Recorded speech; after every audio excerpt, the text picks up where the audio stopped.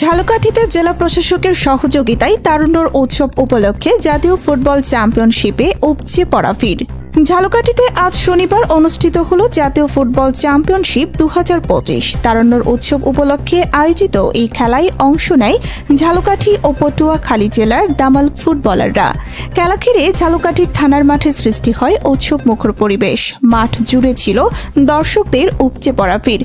প্রতিযোগিতায় প্রধান অতিথি হিসেবে উপস্থিত ছিলেন ঝালকাঠি জেলার জেলা প্রশাসক জনাব আশরাফুর রহমান। বিশেষ অতিথি হিসেবে উপস্থিত ছিলেন অতিরিক্ত জেলা প্রশাসক জনাব মোহাম্মদ কাউসার হোসেন এবং ঝালকাঠি জেলার পুলিশ সুপার জনাব উজ্জ্বল কুমার রায়। তাদের উপস্থিতি খেলাটিকে আরও প্রাণবন্ত করে তোলে।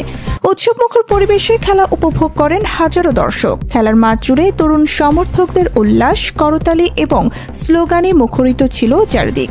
দর্শকরা জানিয়েছেন, এমন আয়োজন তাদের বিনোদনের পাশাপাশি ক্রীড়া সংস্কৃতিকে সমৃদ্ধ করবে।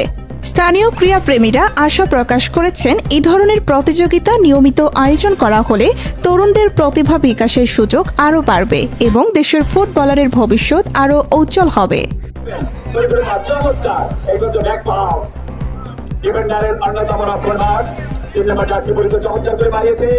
ছোট ছোট পাল দিয়ে স্কয়ার পাস কিন্তু রাখতে পারলেন না।